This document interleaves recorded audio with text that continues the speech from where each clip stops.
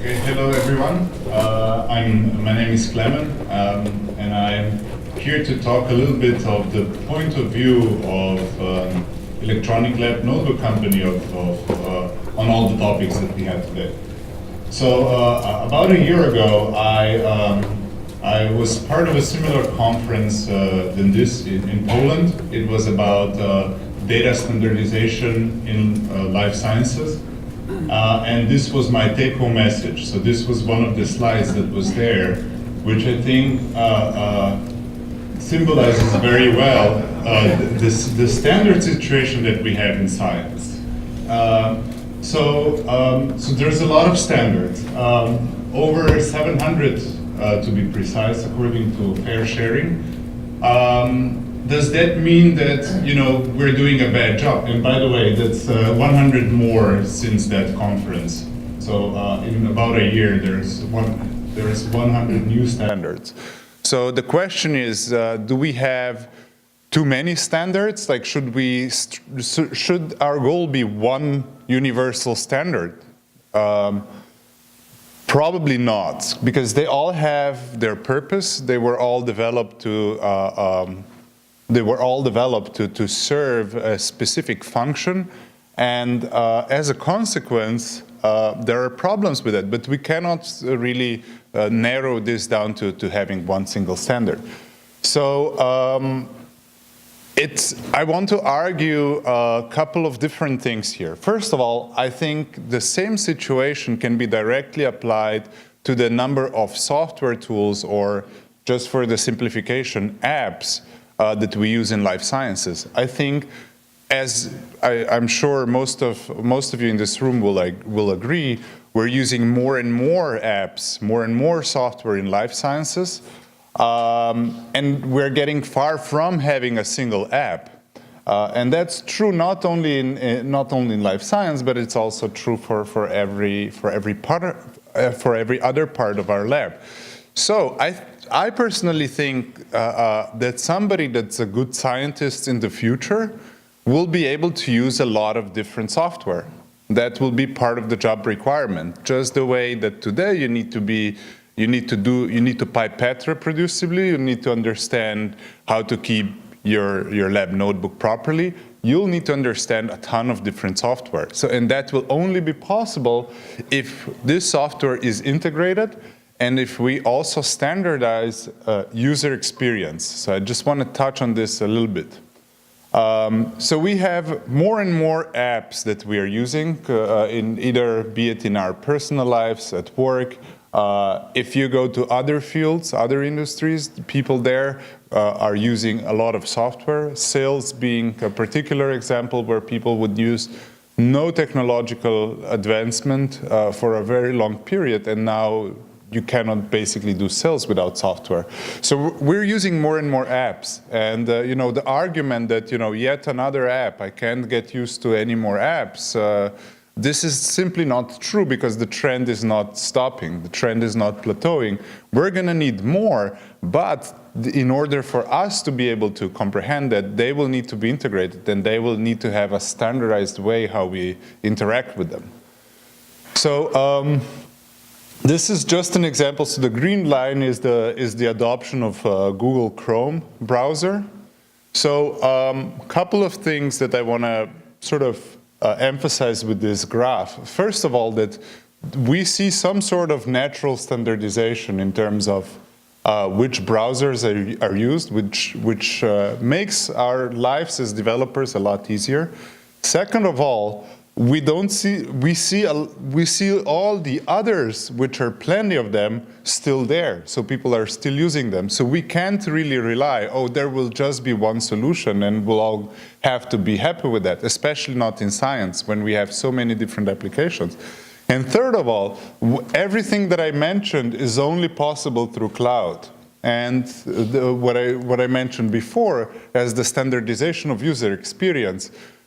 If we decide that future lives in the cloud, and we expect that software that we will access in the future is in the cloud, we're going to access it through our browsers. That also simplifies our work as software developers on how that software experience and interaction should be experienced. So this is a little bit of my touch of how I personally see things will happen in life sciences in the future. So just to emphasize, like I don't think that science will ever become a single app, single vendor, a single whatever shop, because there are so many different applications and people like to do things differently. And there is some software that is good for somebody that somebody else finds completely useless. So that being said, I think in broadly we'll be able to group software in the future in life sciences into these two groups. So first of all, the specialized software. So a typical example would be a genomics data analysis platform, which can take up all sorts of different kinds of raw data formats, spits out graphs, and so on. And then integration platforms, such as, for example, our platform, an electronic lab notebook, and also a couple of other platforms that we've heard talks about today. So a lot of this has to do with integration. So the integration platforms have to connect to all this software. Then the integration platforms have to connect to each other to make this ecosystem work. So I wanted to simplify what we're trying to do. So we want to avoid copy-pasting, essentially. So I have only 3 words that describe our product. The conference I mentioned in Poland also didn't allow for any commercial presentation of any products. I was afraid for this time. I said, I'll just leave these 3 words inside. So what we're trying to do is basically we're trying to map your discovery process, so your protocols, your experiments, with resources that you're already using, with samples, with reagents, with instruments that are already out there, and that you shouldn't have to copy paste that, in the broadest term possible.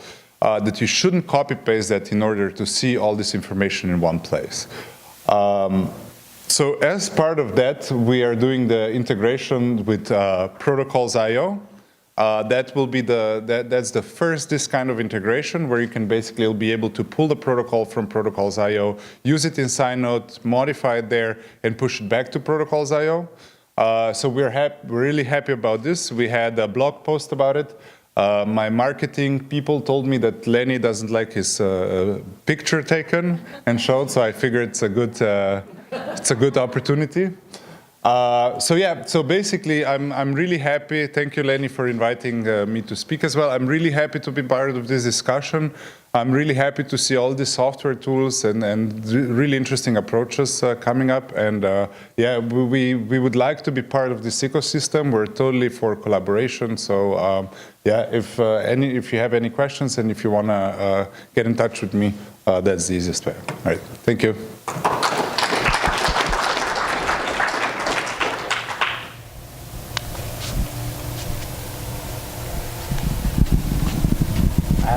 Questions. So if anyone wants to go before, so I know that sciNote is open source, and it's one of the few lab notebooks that I can think of, maybe Open Science Framework as well is another example that is open source. Can you talk a little bit about your motivation and thinking about, an ELN product that is not closed? Mm-hmm.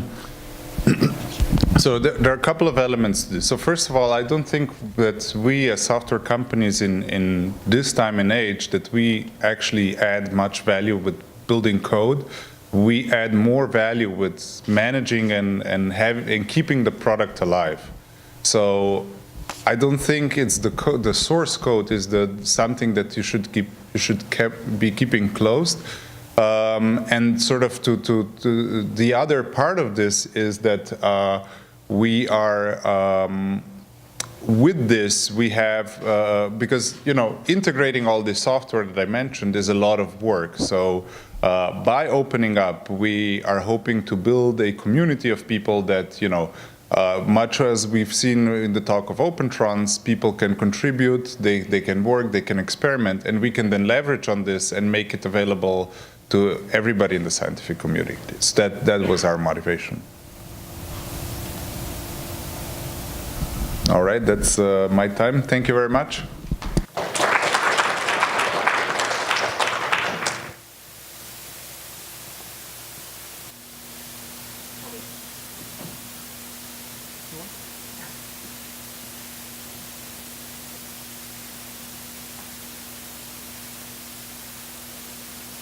Okay.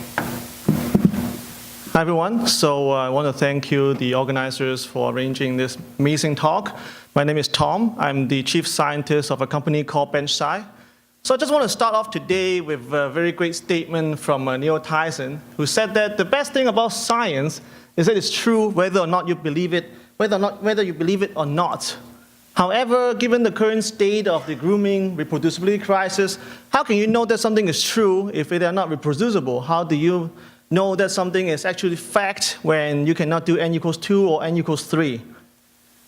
So to reiterate some of the mind-boggling numbers, up to 70% of data is irreproducible, and that costs us $28 billion in biomedical research every year, and that's just crazy. So it can narrow down into 3 main areas why this happened. The first one is, of course, biological reagents. If you don't have good materials, of course, the thing that you prepare is not going to be very good. The second thing is study design. So without good control, without good iteration of your experiments, then the experiment will fail and not reproducible by another person. And the last one is, data analysis. So everyone has their own analysis bias, and then if you do not follow a certain standard, then of course the data is not going to be reproducible. But today, I'm just going to focus my attention in explaining or how can we improve the biological reagent problem. So, and the one thing that I want to focus in on is antibody, just because this is the most cited and most recognizable problem. So why is it so difficult to find a good antibody for your experiment? Well, first of all, there are just too many of them. Our numbers show that around 3.7 million products out there, antibodies alone, and then we are still collecting another million. So it's upward of 5 million different antibodies sold by 300 different vendors.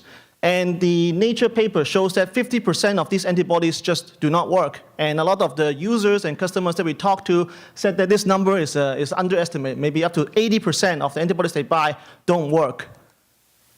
And therefore, scientists go to publications. So it's very simple, really. If you want to buy something, you want to look for reviews. You want to find a situation where other people use it and produce good data, and then you go and you buy the same thing, then you want it to work also. So publication is a wealth of this data. You can find different products in that, antibodies, plasmid, siRNA, different kits, you name it. But this is also another problem because there are just so many of this data out there as well. If you just go to Google Scholar or PubMed and you type in something very simple, PCNA antibody, you will get tens of thousands of results. And this leaves scientists in a very difficult position. You have millions of antibodies, some of which might be good, but in order to find these antibodies, you need to go into publication, which are also millions and millions of them. So how can a scientist have time to read this paper and do the experiments? And this is a very typical analysis that we've done with some of our users for typical pharmaceutical companies. For every project they start, they set 3 to 12 antibodies, which is going to cost them $3,000 to $12,000 approximately, and that takes them approximately a few weeks. And if they cannot find one, they will go ahead and make one custom, and that will cost them upward of $80,000 to $100,000, and takes them months of time to develop one. But the huge problem, the greatest problem is if you use something that you think works, but actually it doesn't, and that would cost you hundreds of thousands of dollars in samples, in time, and definitely drive your project back months. Take this Dr. Paras, for example, which is a prominent researcher at Mount Sinai Hospital in Toronto. He is doing cancer research, and the antibody that he thought is working is actually binding an off-target, is non-specific. And after he found that out, it is after 6 months of research, $500,000 in research funding, and the most difficult to replace are the patient samples that he spends so many time to collect. So our mission is to end reagent failure to drive discovery. We want to help scientists find the most appropriate antibody so that they can carry out the experiments. And therefore, we built BenchSci. BenchSci is an AI platform that transforms experimental data into actionable insights when you can prepare your materials and methods. We analyze the data of the figure so that you can understand how best an antibody is used in different situations in the literature. So to build this platform, we leverage a lot of different disciplines in biology. So bioinformatics, cell biology, computational biology, and also machine learning to be able to understand the biology behind the product and also to understand the figure itself. And comparing to a traditional approach, for example, you want to search human pCNA, IHC, and liver, in PubMed you will get 6,000 results. Many, many papers that you just don't have time to read. But on BenchSci, we give you 13 specific figures that we know contain exactly what you are looking for. We're trying to give scientists superpower because in reality, we can only depend on 1 or 2 papers in order to find your product. But because of a machine to read all of them, we can know in a high level what product is better than another one. And we are transforming the way that scientists are looking for antibodies now. So instead of looking through 3 to 12, we can just show them a couple because it's high confidence that this will work in publication. And we have the world's largest antibody database, so they can find something here. They don't have to go to the custom route. And also, we leverage a lot of data to give them the high-level results to compare antibodies. And then we turn wrong antibodies into better decisions. Thank you very much. Take any questions.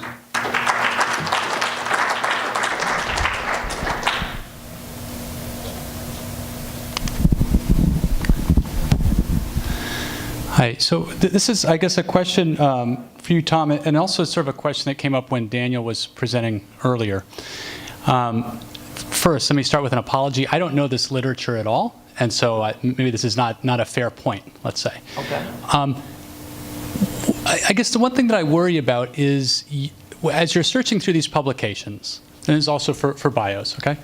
What you see, the data that you get is what worked, right? And so it's the antibody that worked for the experiment at hand, but what you don't see is what they tried and what didn't work. Sure. And that strikes me as really valuable information. So in other words, one might worry that you're sort of selecting on the successful dependent variable. Sure. So I'd love to hear your reactions to that. So my response is, of course, definitely. For me, as personal experience, I buy 5 or 6 antibodies.